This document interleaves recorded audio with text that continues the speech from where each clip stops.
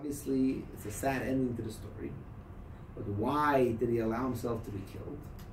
So first of all, he was an old man. He was blind. He had other problems in his life. Before that, they blinded him. And because of that, he could not flee. And he knew when he was giving the smicha that he would be killed. He knew, because that was the rule.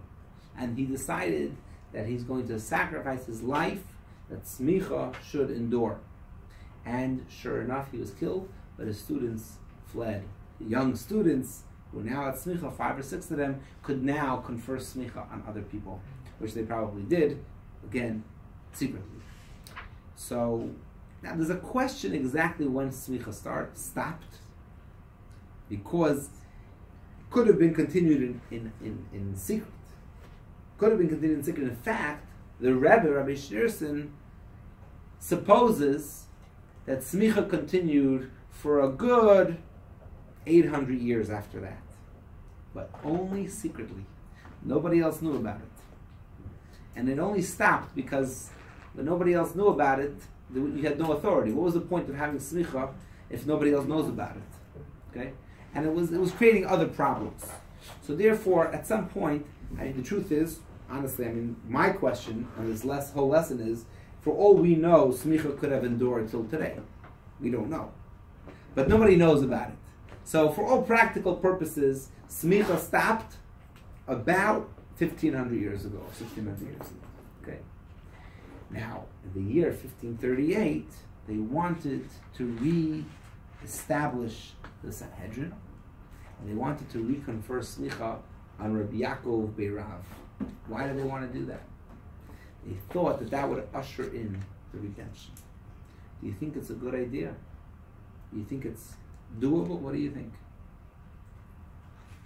Question for discussion. This is, I don't always do the questions for discussion, but on page 154, there's a question. Given what we have learned about smicha, can you offer any arguments in support of or against the plan to reinstitute it? It's a little bit of a academic question. If you think back to what we have learned till now, do you think that they are able to reconfer the smicha on Rabbi Yaakov Beirav? There's a problem, basically, that you should have found out. What's the problem? The problem is you don't know. There's no unbroken chain. Right. The chain was broken. Yeah. So how could you have smicha? Right? How could you have smicha? And we said that you must have an unbroken chain, otherwise who gives you the authority to give smicha? So there is a loophole, if you want to call it that. No. But of course. You're ready for the loophole? There's always a loophole. Let's turn to page 157 from Maimonides. Oh. Okay, Maimonides was a great man. What page was that? 157. Text 6a. He has a brilliant idea. Okay? I think, he writes, I think that if all of the sages and their students agree to nominate one person to serve as their head, he will thereby be ordained, and he could ordain whomever he wishes. If you do not accept this, the Sanhedrin will never be able to return, because each member must, without a doubt, be ordained. But God already promised that it will return, as it says, I will restore your judges as in the days of old. So what happened over here? Maimonides says that there's a way to, besides the unbroken chain, there's one other way. If everybody agrees, if all the sages of Israel agree, of Israel we mean of the Jewish people, if all Jewish sages and their students, meaning if it's unanimous, actually it's a question if Maimonides means it has to be unanimous, or a majority, or they all have to vote on it and a majority agrees. Whatever, okay, it's a question we're going to get to. But it sounds like that it has to be unanimous. Can you imagine if all sages agree that one person... I'll just give you an example. This never happened. But we all know that Rabbi Schneerson was the greatest leader of our generation. Don't you think if everybody would agree that he should have smicha, doesn't that say something that he should have an authority? Maybe he could ordain other people. Right? In the days of Rabbi Yaakov Beirav, in 1538, that's what they wanted to do. They said Rabbi Yaakov Beirav is the greatest rabbi amongst us. Let's give him a smicha, because we all will agree. And by the way, the sages of Jerusalem agreed that he was the greatest rabbi among them.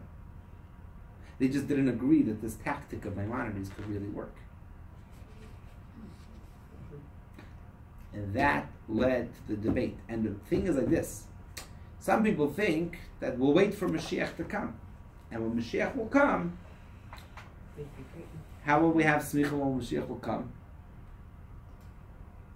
There's different approaches. One approach is that it says Elijah the prophet will come and announce Mashiach's arrival. Elijah the prophet lived in the days after King David, the years, few hundred years after King David. He had real smicha.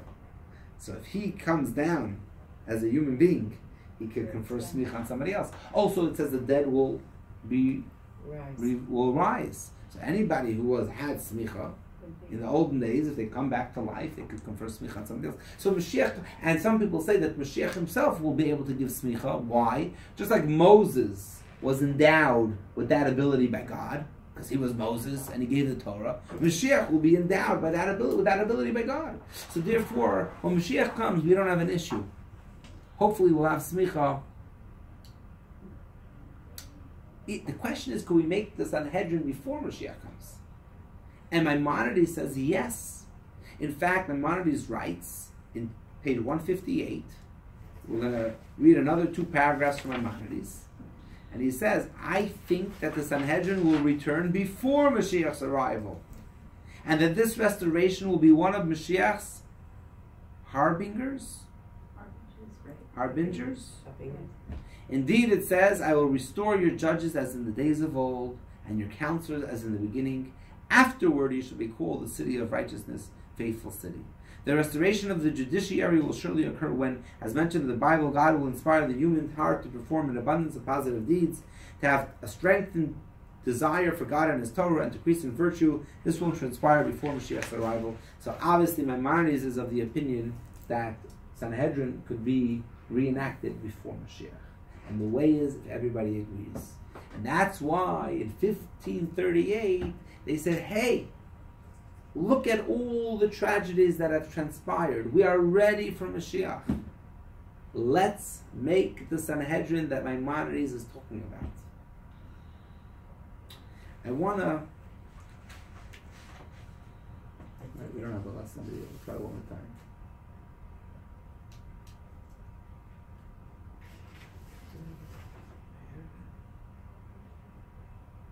We didn't? Oh, 1 second. Okay. How do we make the sound higher? Whoa. Oh. Oh,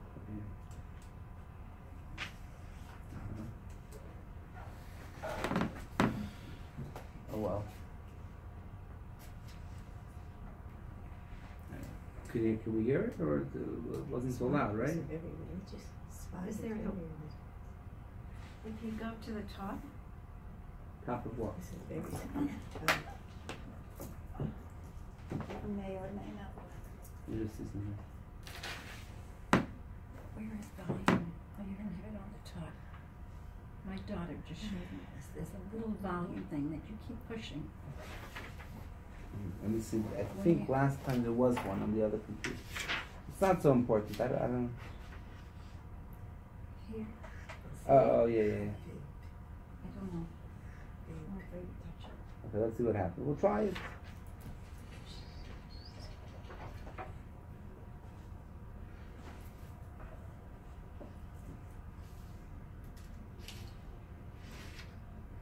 One of the greatest catastrophes in Jewish history was the destruction of Spanish and Portuguese Jewry in Yeah, I have a good idea. We're never going to get... This is a 10-minute video, and we're not going to have time. So let's finish the lesson, and then if we have time, we'll watch some of the video.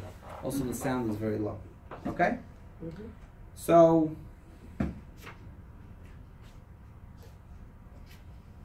we're going to talk a little bit more about the debate, but I want to tie it into a greater idea. You know, how are we going to bring Mashiach? What do we have to do to bring Mashiach? We've been waiting 1900 years for Mashiach to come. What do you think has to be done? And I'm going to give you 2 choices. Okay? Do you think we have to do something Righteous. drastic? Something dramatic?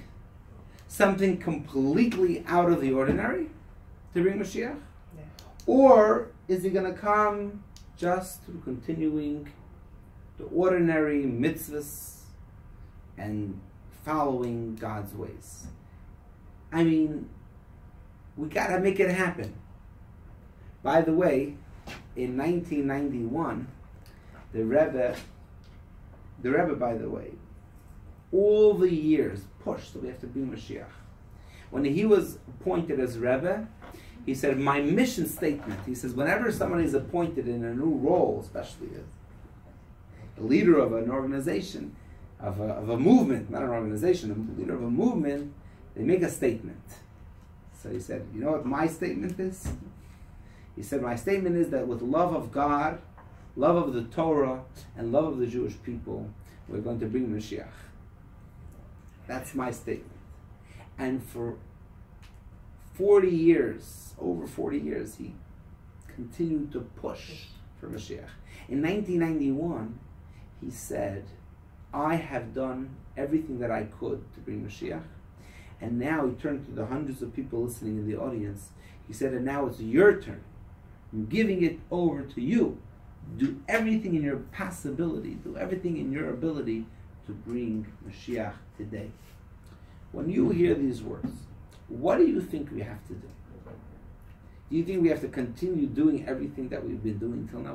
We've always been waiting for Mashiach. And we know that if we do an extra mitzvah, Mashiach will come. Of course we know that if we study more Torah, Mashiach will come. And this is all good things, and have more love of a fellow, Mashiach will come. But shouldn't we do something drastic, something really dramatic, something completely irregular to bring Mashiach? I think that, I don't know if it's studying the Torah or things like that. I think it should be everybody to live in peace, to be kind to each other, and love each other, and take the bad out of the world, the bad, and I don't know what's going to happen. You know, there's evil people out there, and how do you get rid of it? You can't. So I think he will come if the world, like they say, the world becomes one, peace to the world, like what's his name, George Harrison sang that song, and I think that might do it. That's my opinion. I think. Okay. I think everybody, there's a lot of evil out there, and I think people don't love each other, and everybody pulling from each other and everything like that. I think. So. And the world is a good so place to be. It's not a good place. Not such a good place now. And I don't think he's coming. You know, as we saw, actually that's one of the points that the lesson makes, is that sometimes being in a dark place precedes finding the light at the end of the tunnel. You know why New Yorkers walk around all depressed? You ever noticed? New York City, people walk around with sour faces, crushed by you. I don't think so. You don't think so? I think a lot of them. So they say that the reason why New Yorkers are so depressed is because you would be depressed too if the light at the end of the tunnel was New Jersey. Right. So anyways, the light at the end of the tunnel is always around the bend when it's the darkest. Right when it seems the darkest, that's when we pull out. So this day you're saying the world seems like a dark and gloomy place. In the days of 1492 and following, it seemed like a terrible place to be. I mean, nowadays, at least, thank God, compared to where the Jews were in 1492, 1497, we are light years ahead of them. Thank God, we have threats from this one and threats from that one, but we're living in a country called the United States of America. We have a state called Israel that is governed by Jews. We have most countries around the world that are democratic and free countries. And we're, for us to be complaining, I'm not saying we shouldn't complain, for us to be complaining about the state of the world now, people 500 years ago would have laughed at us. People 500 years ago, if you told them what we're living today, they would have said, that sounds like Mashiach times. That a Jew could live anywhere he wants. Okay, besides for some places in the Middle East, obviously there's a lot of places that you can't live, but that you could live wherever you want in the world, and you could run your own business, and you could have send pictures of the snap of a finger, or whatever it is, and you could do all these things, and there's food in abundance, thank God. I mean, that sounds like the days of Mashiach. Now, are there problems? Is there evil in the world? Absolutely, there's evil. And sometimes the evil doesn't mean that there's no good going to come out of it. And I just want to direct my question. Question is, we believe that Hashem will send Mashiach. It could be supernatural that Mashiach will come. It will be supernatural. But do we have to, so there's a great debate over here. Do we have to do something drastic? Some rabbis are of the opinion, let's just keep doing what we've always been doing, and one day Hashem will decide to bring Mashiach. Similar actually to what you're saying. You're saying hopefully one day we'll reach a state of peace where people will be unified, and then Mashiach will come. And then we have radicalists. Is that a word? Radicals. Right. We have radicals, like my friend right here, who wants to take over the world. What are you talking about? You know, the Zionist movement, I don't really want to get into a discussion about them, but the Zionist movement had that philosophy. And, I mean, they achieved a lot. But what was their philosophy? They said, we can't wait for God to bring Mashiach. We have to do it ourselves. And they created a whole state. And they sent people to Israel, whether I agree with everything they did or I don't agree with everything they did. There was religious, okay, they weren't so religious, most Zionists, but even the religious Zionists, what did they say? They said, we have to do something drastic, something dramatic to bring about Mashiach. And that is exactly what the rabbis of Tzfat thought. They said, we want to bring Mashiach. We have to make a Sanhedrin. If we appoint a Supreme Court of Israel, and they will have the power and the authority to govern the Jewish people, they will unify the Jewish people. They will cause all the Jews, could you imagine what would be if there was a Sanhedrin? All the Jews would then flock to the land of Israel. There would be an ingathering of exiles. We would become a power of our own within the Ottoman Empire. Actually, there was a plan, by the way, to overthrow the Ottoman Empire, but it wasn't successful. The Romans were run by the Catholics. I think it's in the lesson video.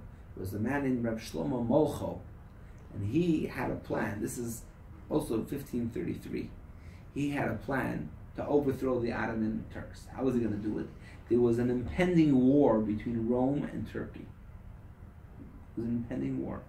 So he went to the Roman emperor, who at that time was named Charles, and I don't know if it's called the emperor or whatever he was called, and he said, arm the Jews. Give the Jews arms, and they will help you, they will assist you in throwing out the Turks. Because the Jews want the land of Israel, and Ottoman Turks rule the land of Israel. If you give arms to the Jews, they will fight for you to defeat the Turks, and all they want is the land of Israel. But unfortunately for him, this King Charles did not listen to him. Instead, he gave him the option to either convert to Christianity or die. He chose to die, and he was burned at the stake. That's what happened. But that was his plan. He wanted to do something dramatic. Rabbi Yaakov ben Rav said we have to do something dramatic. And that something dramatic will be the Sanhedrin. If we make a Sanhedrin, that will create a super body of law for the Jewish people. That will make everybody come to Israel. That will convince God to bring Mashiach. And you know what Rabbi Levi ben Chabiv said? I'm not convinced. Okay? Let's read a little bit about what they said. I don't think that's going to do it. Text number 7, page 170. Did we read this already? No.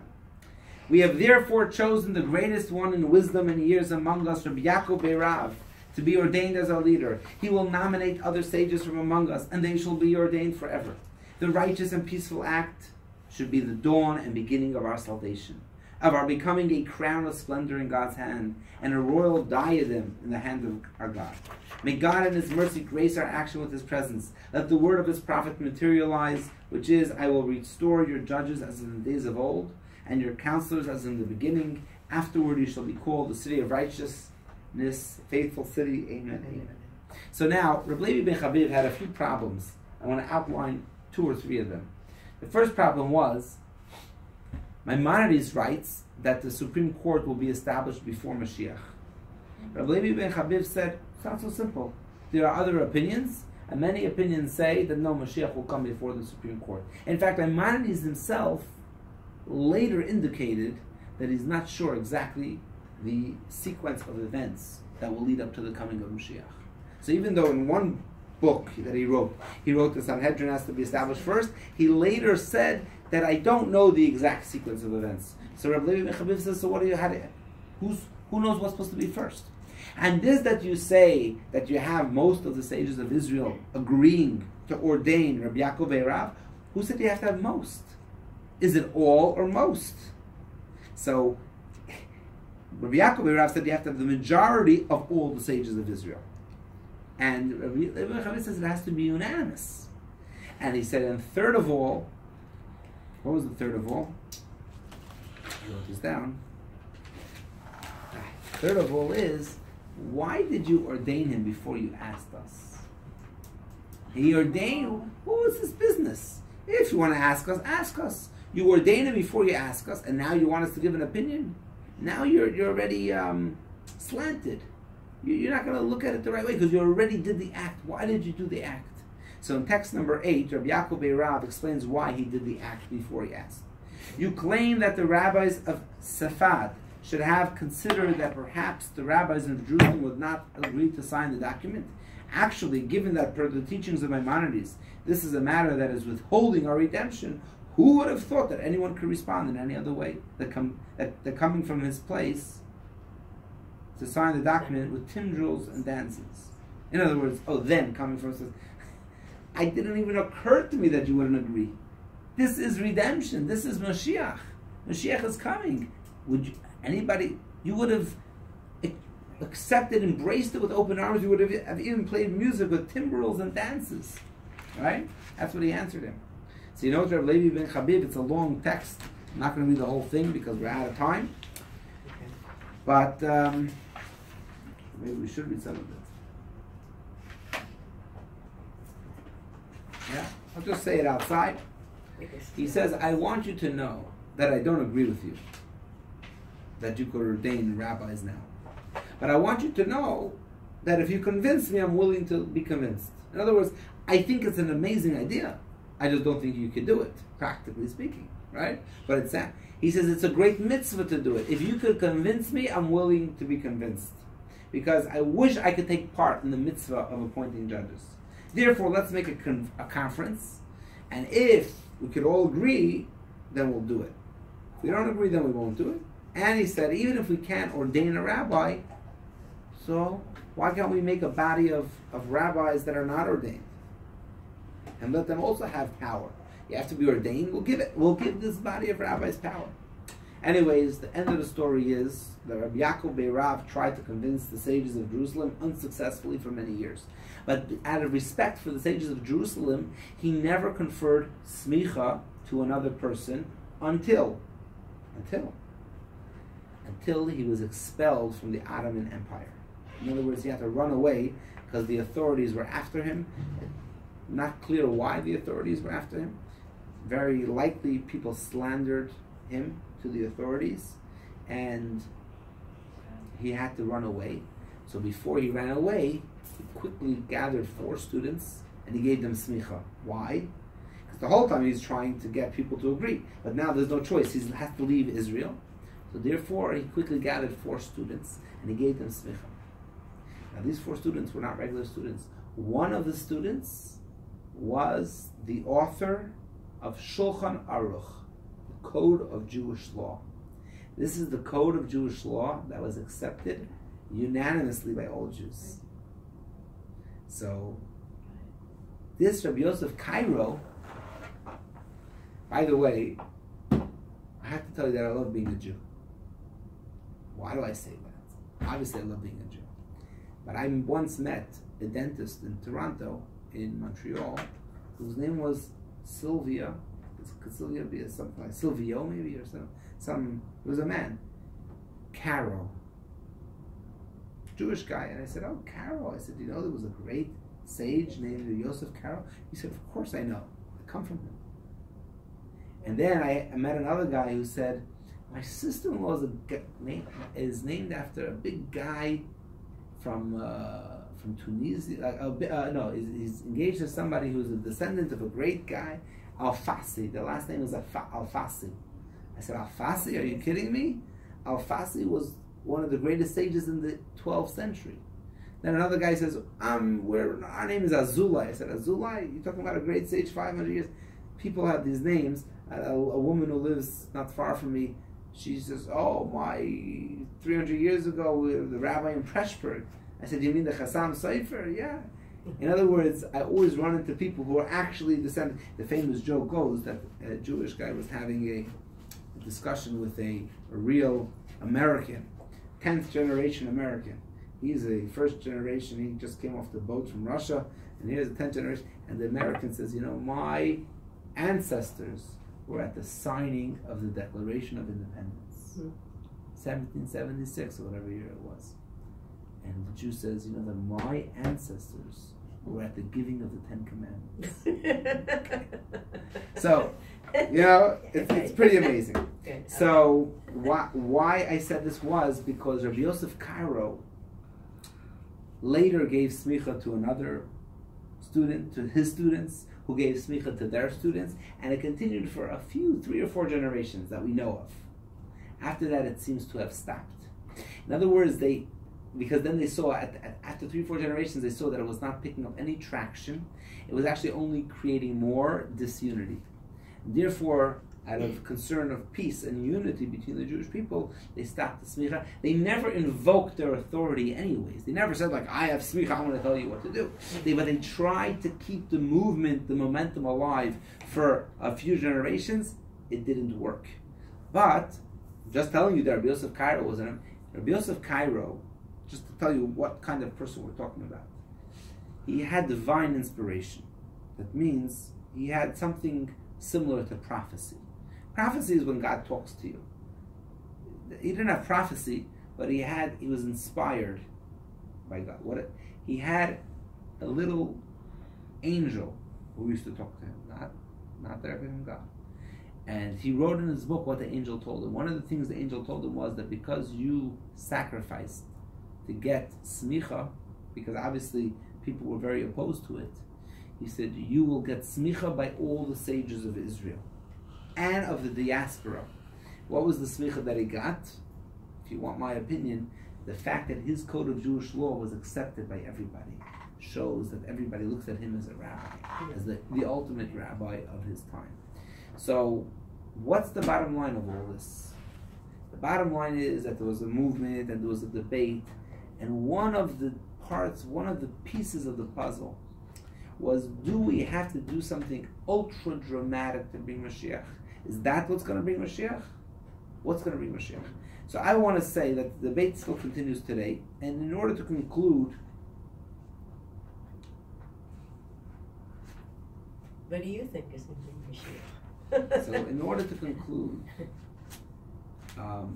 the Rebbe, throughout all the years, in fact, in 1950, when they wanted to start the Sanhedrin, I mentioned before, the Rebbe was opposed to it.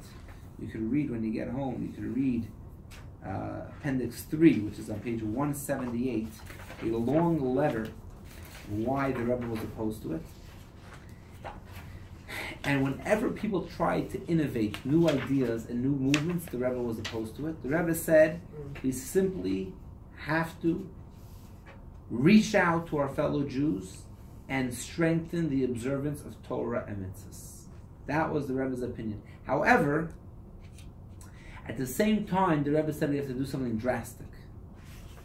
We have to drastically reach out to other Jews. We have to drastically strengthen. In other words, the Rebbe said, I'm not saying to sit back passively and do nothing. It almost sounds like a passive movement. Just sit back and just do the regular things. The Rebbe said, no, we have to put an extraordinary amount of energy and effort into doing the routine mitzvahs that God wants us to do. In other words, we don't have to do something that is create a new state. We don't have to do something which, by the way, the Rebbe supported Israel and supports Israel. Chabad supports Israel because it is vital, it is critical for Jewish survival. There's so many Jews that would be in danger if there was no Israel. But don't look at it as because of this we're going to have Mashiach. We need to do this in order to have Mashiach. Some people think that creation of the state is already the beginning of Mashiach. You know, it doesn't have to be the creation of the state. It doesn't have to be reenacting the Sanhedrin. There's a famous quote in a small book called Hayom Yom, which is a little lesson every day, a little passage. And one says, what people think that in order, and when I say turn over the world or whatever, you have to uproot mountains. To bring Mashiach, you have to uproot mountains. No. It means saying a blessing before you eat or drink food. It means observing another mitzvah. That's what you have to do. You have to put in all that effort in order to do the regular. Now the Rebbe also said that we have to live with Mashiach. In other words, we have to look back. It's almost like if you go back to the story of the wheel of fortune and the nail in the wheel. Yeah, we have to know that we have to continue, we have to keep the momentum going so that the wheel keeps turning. So every time we go down, we can get back up again. We shouldn't ever slow down. We should keep the momentum going. But you have to know, let's look at the big picture. You have to say, you know, we're going in the direction of Mashiach. Whenever there's a little bit of down, because there's a rocket from North Korea, or because there's a statement from this one or from that one, you have to always look back and say it's all part of, we're on the road. There are bumps on the road. We're on the road to Mashiach. And we just have to continue along the road. We don't have to do anything earth-shattering. We have to continue along the road, and we have to realize where are we going to? We're going to Mashiach. That being said, we should all do all that is in our power to bring Mashiach today. And next week, this class will be in the Jerusalem Public Library. Is that okay? It would be fabulous. Fabulous. Okay. JPL, Jerusalem Public Library. Next week, 7:30, same time, lesson 5. Look, All Jericho right. is part of the Bible. Look at that. And Jericho, yeah, well, maybe that's right. That's The right. Bible, right?